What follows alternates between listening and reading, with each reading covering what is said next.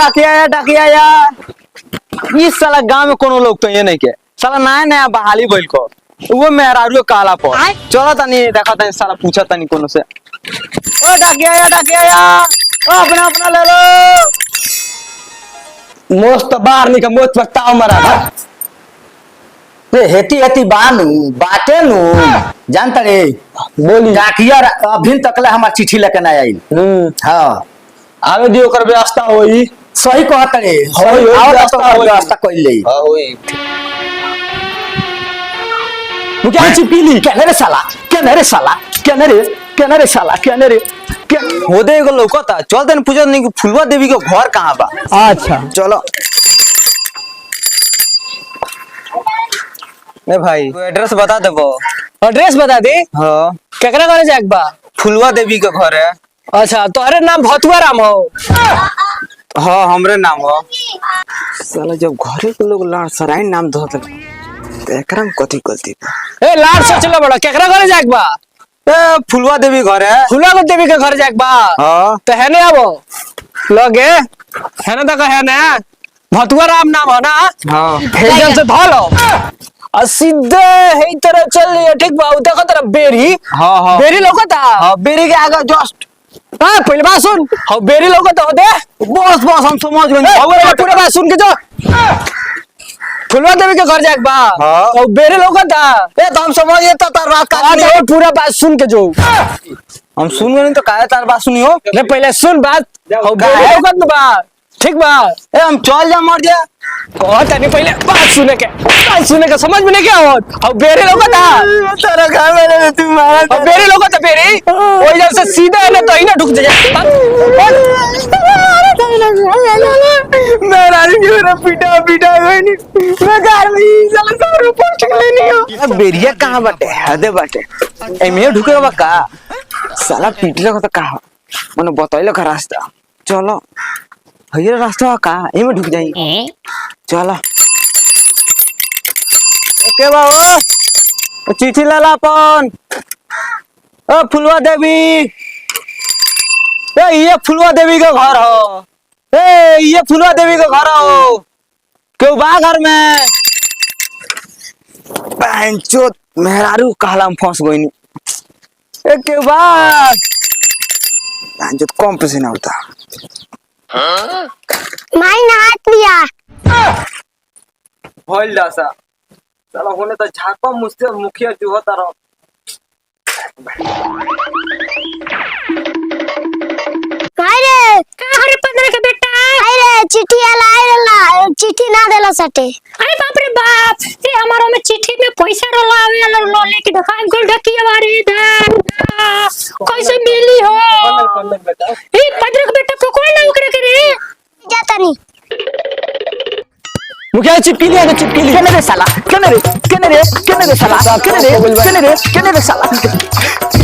मुखिया जी गिर गई नहीं उठावे चले दी उठी मुखिया जी उठी अरे साला काहे डाल वो टूट गेल बा काहे के हमार अब मुखिया जी हम साइकिल गाड़ी टूट गल डाके दी तार बाप हमरा द्वारा में चल चिट्ठी हमार लेके आइल बड़े हां लेखाइन में चल चल डकिया हमार चिट्ठी दे हम साइकिल का आई थी तो के डांटी तोर बा तू दिया डांट देना बा आके लोन ले तना खींच जाई हम लोग तू ला हमार चिट्ठी दे साला मोने केने बारे हेले आओ साला सेठवा बोलावता हां समोसा सेठ जी आ गई सब गोरियाते रहला सेठ मन के लाण हम और के छाट हम जी प्रणाम बोलो जाओ हां हिसाब किताब कैसा चलता रे सर जी सब सही चलता है कोई हिसाब बाकी लेखे नु छूटे लेखे नु कितना लुटले हो का महाराज रोज झूठे का हमनी पर शक करत रहे नहीं देखा तनी छाटा फाटल बा जूता त साला फाटले बा तब रउआ शक करत नहीं हमरा पर ली इधर ही चेक कर ली कितना छूटल बा कितना बाकी बा रा हे जे एक आदमी का नाम छूटल बा का भाई हिसाब देखी ना समोसा मालिक देवे में आनाकानी करता अरे कौन हो हुआ हाँ हरिशंकर है जो ओकरा को बुला के ले आओ ठीक बा जाता नहीं एगो तो साला ऊपर से घाम आ एगो साला समोसा सेठ हुआ इतना खिसियाता कि देह में थोड़ी लिया देता साला के। जा तनी बोला के लिए आवे हरिशंकरा के। चल तनी देखा तनी ओकरा कहां बा हरिशंकरा, कहिया ले पैसा दी। चल तनी भेंट होई कि ना होई। साला मोनित यही जगह से गाड़ी छोड़ देला, एकरा के बदले के पड़ी हमरा। प्रणाम समोसा सेठ, कुछ पैसा की जरूरत बा, तनी बचिया के तबीयत खराब है, दवाई हुई कराओ बा। पापा की क्या करता ए तो बाप पैसा ले हलक तो ना दे हलक, क्या साला कहाँ से देबे? ठीक बा सेठ जी, हम मजदूरी को के कमावा के अपन लड़के के इलाज करे लोग लेके जाता नहीं। तू कसम खा के कह कि एकरा बाद से हमनी के दोस्ती बनल रही, टूटी ना। ठीक बा। उम्मीद रही न। हाँ तारा पापा का नाम तो समोसा सेठ हो, बियाजी में पैसा वैसा देलन तो दिवाओ ना 2-4 लाख। साला हरिशंकरा कहां बा? ई साला समोसा सेठ हुआ है गांव में हमरा के परेशान कर देले बा, गांठ फट गइल बा घाम से। हरिशंकरा चल अपना पापा समोसा सेठ से पैसा मंगवा दिया, ठीक बा? का जे उनका दमादे न है और तार तो हइले है का। ठीक बा, चली मंगा देते नहीं। ना तब तक कोनो बात नहीं है। चल गए ठीक तेरे केने बड़ी ले साला। ए हेलो तू का कर रे? मुनीम जी आई। अच्छा मुनीम भाई, हाँ। लालच है बड़ी रे। हां काय लाट सेठ भेजला हम तेरे के खोजे खातिर तू ने आज बा समोसा सेठ के मेहनत को है ए मुनीम जी, अब ये अपनी के रिश्तेदारी खराब जाने में चल रहा है। मत को है जाए बोला यही बेर तहार कॉपी बंद करा तनी समोसा सेठ से कह के चलो। जाए ना, तो इनाम उनाम दिवा दे। एगो घोड़ा घोड़े ले लेने को इनाम में चांद के पार ले जात चल रही पे करके। पहुंचा दे। तू चलो हम आवत रे, मिस कॉल मरवाइबो। जल्दी आइए जा। ठीक बा। समोसा सेठ के बेटिया और शंकर से फंस गइल बिया। जाए तो ना कहे चांद के पार जाए खातिर घोड़ा देता रहा, कोई पे छोड़ के चांद के पार। ए आ जाके मुनीमो साला घरे तेरा बाप से समोसा सेठ से ना कही ना कोई यार आ जाए दियो भेटा जाई न, जान तू का करियो का कौन ओकरा के घोड़ा दिवा दियो, ठीक बा? घोड़ा दिया ही चांद के पार चांद के जाई, पार जाई। अगर कितना गुच बा चाहे तो हम चल के रात के वही वाला बथानो तो चलिए, ठीक बा? ठीक बा फोन करो, ठीक बा चल के धीरे धीरे हमने के चल ना। साला अजगरवा से मिले हमरा 3 दिन भइल, बस साला काज ने पता नहीं के रहत कि उ रहत कहां। एक दिन हमरा से 2000 रुपए मांगले रहे, कहला कि काज ने का करी कि ढोड़ी में तेल लगाई, हमरा ये समझ में नहीं आत। पता लागल कि गइल बस साला तालाब पर। साले आज भेटा दे, साले के बड़ा कोस है मार रे। साला ये क्या करते रे? गए ने समोसा सेठ के पैसा मांगे, पैसा ना मिलल, गला से मार के भगा देलक। तू साले बढ़ले बड़ा वैसा समोसा सेट के लगा गइल हो साले। 2000 रुपए हमरा से मांगला तो साले हम ना देती पैसा साले। हां का भइलो तोरा? कोनो दुख बा? हां बोल। दवाई करा बोलो तो साला हमरा लगे ना आई थी। चल बदला ले और ही ज्यादा कुछ नहीं कनु ना बा। मरले बड़ी को से बदला ले बा। चल साले लिए घर से। हां साले के बलिदान चढ़ा दे। कहा जाता से खून सवार में मेरा माथा पर हमरा, ठीक बा? का ते है? हमरा से बतिया मत मेरा। बोल तोरा कहे के का बा? कहता नहीं है कि चला सब धनगरई बड़ी बिजोड़ मछली उतल बाई सन, चला सब मार के ले आवल जा। ए मछली मारना चल जाई। पटनरवा के हमरा उ साला समोसा सेटवा हाँ। 1 लाख मरले बउआ है पर, ठीक बा? का है मान के चलो कि साले तू पैसा देता रह तो धन बतारा लगे तो केहू जाई तो तारा से कपर पैसा निकले सकत। बड़ा बोरी का कर जाता है ओकरा लगावा तो करता हेतनी के हाथ गोड़ भइल मार दे बजा धम दे गिर ओकरा से बढ़िया बे चल मछरिया मार का खा के मोटा के आ तब चल जाई। चल दे हम कमजोरी बुझाता तोरा ना ओकरा के कोनी हो तारा थोड़ा कोनी हो खा ले पहले जाए दे पाटलो सुन ना। हां पहले चल हाथ मछली गोड़ दे पातर मार दे बजा धम दे गिर जाई एगो लंग का टीका लागी ओकरा से बढ़िया चल मछरिया मार के धन गरई मगर साले के मारम जरूर। ऊ ठीक बा हाँ। चला खा के बना के आवल तो मारल ले ओकरा बिना मारले साले के छोड़म ना। ओमा कौन दिक्कत ना हमरा के जाए दे। नहीं चलो ए चलो मछली मार मगर उ समोसा सेटवा के कितना बड़का साला का औकात मिल के साला हमरा पार्टनर का पैसा ना देलक साला 1 लाख पर रखो। अरे का करबो गरीब आदमी बाबू माथा ओकर सही ना रहेला ओई गरीब बा पैसा चलाओ कितना बियाजी में। अच्छा जाए दे चल मछली खा लिए ओकरा बाद चल दे। ठीक बा, चल गए। अगर मछली साले तोहरे मारे के बा हां हम ही मारे चल हम अच्छा। पकड़ तोरी के तकिया सन तकिया सन पूरा व्यवस्था साले तोहरा करे के पड़ी। चल धन गरई निकाल के बड़का बड़का मोट मोट मोट मोट खाई जाई तब न फरी आओ जाई। चल गरईया बाड़ी हाँ, चल चल छिप ले बड़ी। हाँ, ये- मच्छरदानी रे मच्छरदानी आई तो मच्छरदानी तो छूट गइल घर है। भूख देख फाइटे जन में। अरे बाप रे भाई था बोला के ले आओ ना सामान ले लो हइले नहीं छे। बड़ा झंझटिया है बड़ा सतोरी के रे कितना बेहतरीन हमके जात नहीं है साला समोसा सेट से हम साला अपने दोस्त के बदला ले हम कितना पसंद से कहनी चलो पहले मछली सामान ले ले साले चल से मछली मरबो अरे हम औछिया नहीं खाए चल साला मार के दिखा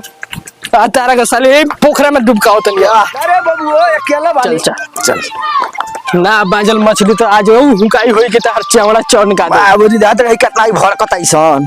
दादा कितना मोट मोट बाड़ी सन हां लोगो तो बड़ी हां तो चल ना तोनी गाटो खाली से हम पकड़े अच्छा चल चल बा मारा तो बड़ी से बुला खुला दादा ई का करतनी छनबे काई से ऐसे छाने रे बुरी एते करा में तो जालिए नहीं खाए पानी गिरी रे हां यार केतर मछली मरैया हे पोखरा में 3 पानी हुकी तब करे के ना ना देखो माल केतना बिजोड़ाई बड़ी सोन अरे अरे चल कोकनी के छछाड़ी कोल जाओ हो रे हे केतना बिजोड़ माल बड़ी सोन अरे पन्ना रो क्या बस चल के ए समोसा सेट के लगे बदला ना लो जी का साला अभी नु भुला जाओ ठीक बा हां चल पहले देखो जा देख साला कितना पानी भरा था देखो तो मोर बदला ना लिए बे दोस्त ना होता रे बदला लिया ही भाई तो साला मछली बोला के लिया के यदि कोई लोग धोखा देते लो अब चल ना तनका होइया से घूम के आवल जला चल अरे ठीक बा ना तो इनका के पानी में पेलो हां मछली ना खेलन चल हम बोलिए करा इथी कोई नहीं चल चल दौड़ के चल दौड़ के चल बहुत लाज के बाद लाते मारले बा हमरा के हां लाज के बात तो ततले ई तो बात सही कहता जे लाज के बात बटले बा जब साला लाज से मार तो लाज बटले बा लाज के बात बा बात बा बहुत कस के लाते मारले बा ना लाज के बात बा चल उ सब चल पहले चल होने देख के आओ जा हाँ। ओकरा बात चल ठीक बा चलो के रे सुना का रे? जाता नहीं निकाल दे का है ठीक बा कहीं जाइल जाइए कहीं के लगवा हां पोखरा बा कहीं ढकेल दियो सन तो साला हमार बड़ा कीमती साला सॉफ्टवेयर बा और ये निकाल देता इतना कीमती बतार सावट देखो, देहिया से कीमती तहार सावटवा बा रे निकाल देम नु तो डब से कूद जाम नु तो ओसे कोनो दिक्कत ना रही हां इधर वही में जोख ना ढुकिया सन रे जोख ना ढोकी हां सटल रही वही में खूब सटल बा ना ना ई तो और ही चीर दियो सन ना ना निकाल ले मत नहीं ना बात मान बाबू निकाल। मत अरे बात मान जा अरे हमार बाबू रे छिनरी हम देखो पानी भर के जाते पानी भर के लेके आई है ठीक बा जाई हम भर ले हाँ बहन जी छिनेरी के छोड़ दियो तू अयन तब पानी भर के लेकर जाइए हाँ ए ते तो छिनार बड़े ते अपन पानी भर के लेके जाई तो जाई हम भर ले हां कते बोला और ये सुने कर भरवाए चल कम के भर के चल के भर लोगे जाई रुको भरे हम भर ले चलो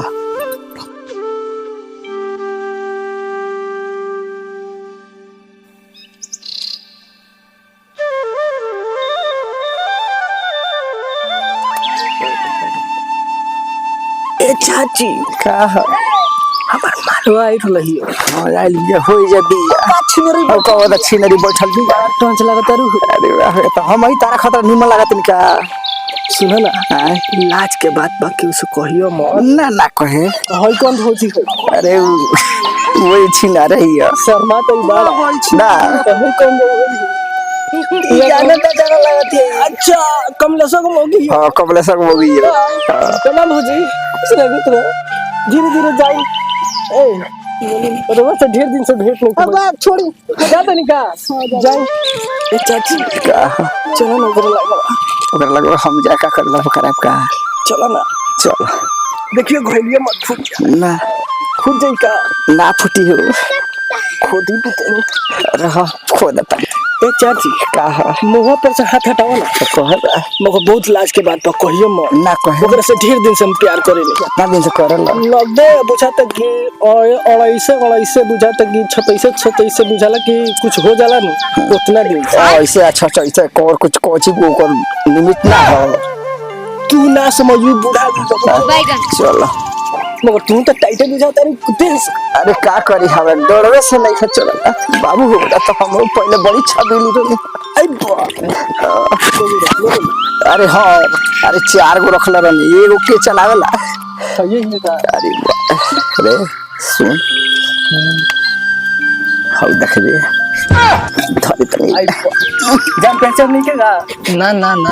जान पहचान नहीं के ए चाची तू गलती कर ली का अपन पानी भर ले एकर पानी कहना भरोली हो तो सब लगलिए सबको है कि जब उसे छिनार दूसरे का फेर में रहले ओकरा का जो है ले अच्छा। वही से हम के भर के लगे चल देनी है बतिया बतानी हमें पनिया भर दिका भर दर तू ही हमर बाबू भर द तनी लाज के बात बा गांव में कहबू तो बड़ा का सब ना ना ना करे इहे हमरा हमार पेट है कर पेट है कोई रहला अच्छा जा दो तनी बतिया ला चाची से हम पानी भर दे ना बतिया मुझसे पीछे उतरी का हां आई बताओ जा दो पानी भर दे हम 7 गो राखी लेते 10 गो ना राखी ऐसा मत बोली जा दो चाची पानी हम में के ना होई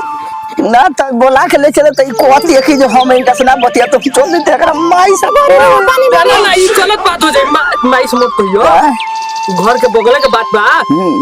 मत कहियो हां तेरा के दोसर चीज दे ठीक बताओ तब सुनना है रे ए सुन रे ए हम ना सुने तो सहन सुनो बतिया ले भाई पानी लेके जाई चाचिया के छोड़ो हम चाचिया के सामने जा तब चाची हां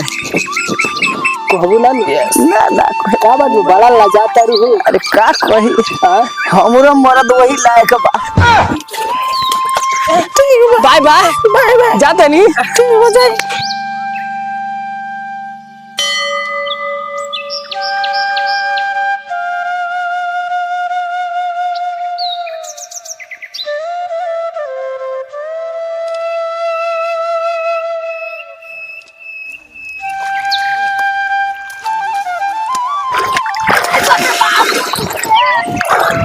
साला झापा सेठ को तो चिट्ठी दिया गई बा और चल तो समोसा सेठ लगे चिट्ठी दे दे तो भागम डायरेक्ट फुलवा देवी चलो ये घर का समोसा सेठ जी हाई हिसाब धरी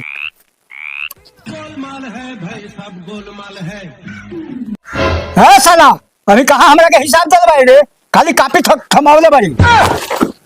जब रजिस्टर दिए दिले बानी तो हिसाबो तो देम हम समोसा सेठ जी रुआ तनी तनी बात पर लड़सराई ने धरे नी हाँ हाँ ठीक बा हम ये बतिया जाने के रहनी हो का भाई रे हर संग्राम आई रहा देखी ना सेठ जी भेटाई रहलौ ठीक बा जात लो बगीचा ओरी कहता कि तू चला हम आवत तनी ठीक बा आवे दे ओकरा के ठीक बा आई पा समोसा सेठ लोग तो बा समोसा जी प्रणाम कौन खबर लिया बाड़ी चिट्ठी लेके आइल बनी है चल निकाल दे हईली ठीक बा समोसा सेठ जी चल तनी हम अब चिट्ठी दे दे हला तो का लार धरबो जा मुनीम जी वो लार चाटी जा भैया दौड़ के चल समोसा सेठ से बदला ले चल ना पहले दे तू साला मनीम काय खोलत रहलो हमरा के देखा सेठ जी देखा तनी भैया रे हयो समोसा सेठ ला से मारले भाई पैर कस के ढीम लाग रे आ गइल बानी नो हिसाब के ना तू कहां से आता वैसा फिर में आता हम बाटो चाहिए हैं ये क्या कहत रहा तू का लार चोकल पड़ो सेठ जी कहीं ए तेरे बोलबो ए मनी हाँ बहुत सारे लोग बोली गांव में धड़ा धड़ा जल्दी से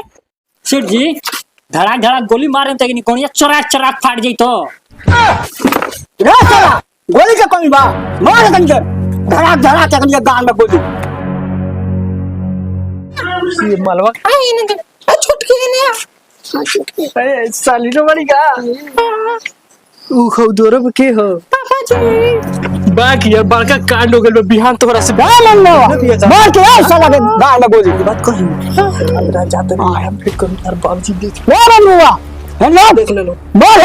हम संतरा के गांव में बोली अरे मार साला के गोली